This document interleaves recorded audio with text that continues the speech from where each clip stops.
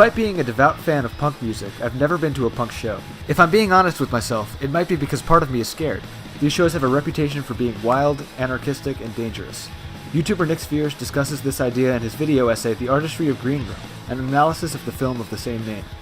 Directed by Jeremy Saulnier, Green Room is about a punk band called The Ain't Rights who take a gig at a dive that is run by neo-Nazis. After witnessing a murder in the titular Green Room, the band is trapped by the skinheads that own the place and spend the rest of the film trying to escape.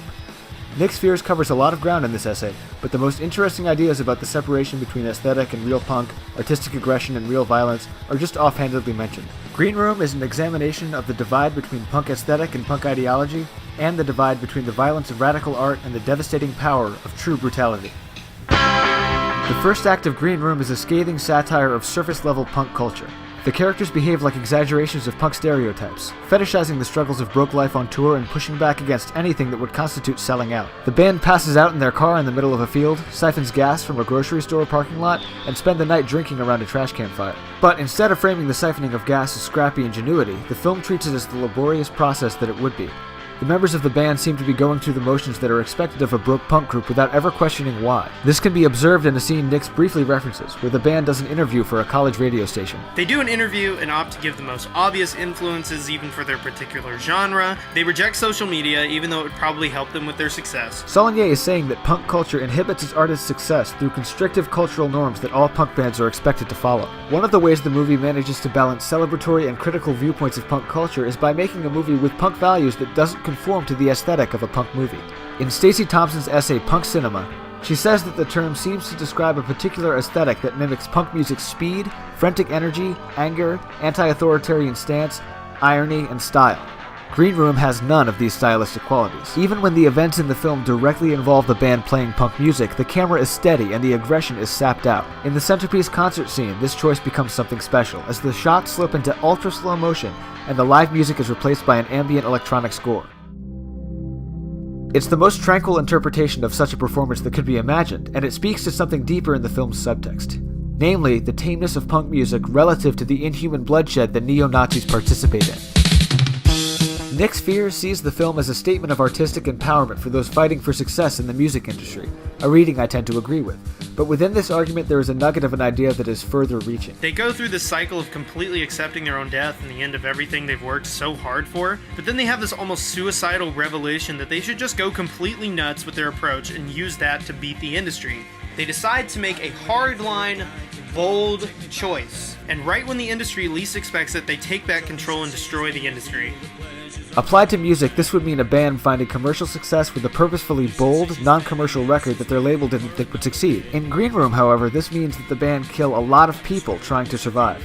It's that parallel between bold art and violence where another argument begins to form. There is something violent about art with a purpose, art that is meant to be confrontational and make a statement, like the strong messaging of most punk music. What is fascinating about punk music in particular is that the target of this metaphorical violence is often so direct. Most well-regarded punk groups had implied mission statements, or at least tackled a certain issue they deemed important in each song. The Clash wrote songs that exemplified the struggle of the British lower classes and raged against the systems that imposed that struggle. Black Flag focused more inwardly, writing about the psychological prison of American middle-class culture, and targeted the legitimacy of the American dream in an overly commercialized society.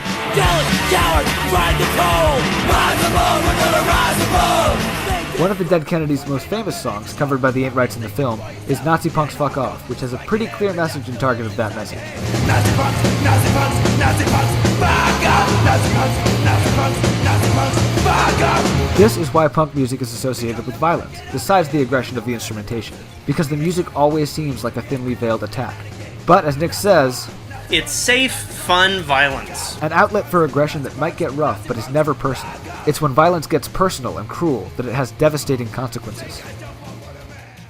While there are similarities between art and violence, the differences between them are just as important to note. Saulnier's films are about cinema leaking into real life, and how that has led us to have expectations about violence. Saulnier's first film, Murder Party, is about an art commune that hosts a murder party, where they hope to commit a murder as a piece of artistic expression before everything violently spirals out of control. The members of the commune think they know how the murder is going to play out, but are eventually deeply traumatized by the results.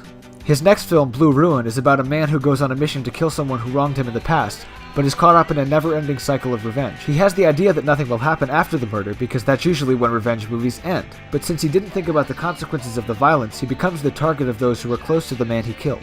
This brings us to Green Room. The first half of the movie has characters being aggressive, they're confrontational and in your face, but when the movie turns grotesquely violent near the halfway point, it becomes the most sickening and real violence any of them have ever seen, and by the end, it just makes them all dead inside.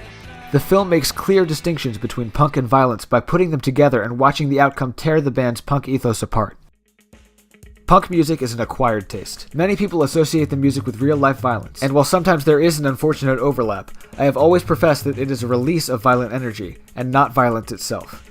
Nyx Fears' essay, The Artistry of Green Room, is a skeletal overview of the themes of the film, seeming more like a well-constructed first draft than an organized final product. The ideas in the video that received the least attention provide the basis for a much more interesting discussion. By bringing the ideas about the dichotomies of culture, aesthetics, violence, and artistic expression to the forefront, the film can spark a stimulating dialogue for punks and non-punks alike. Through analyzing the messaging in Green Room, people can better understand punk culture, its ideologies, its power, and the meaning behind the aggression.